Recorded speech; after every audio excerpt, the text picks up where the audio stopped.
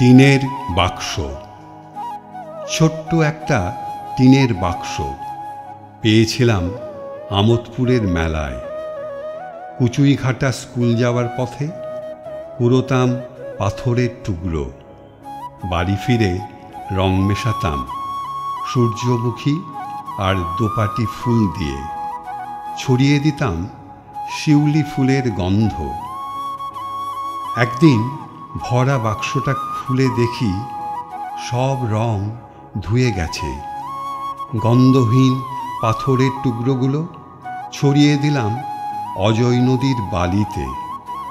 তারপর ভরলাম বাক্সটা বাজার থেকে কেনা রং বেরঙের পাথর দিয়ে, ছড়িয়ে দিলাম সব রকম দামি পারফিউম। আজ আবার বাক্সটা ফাঁকা।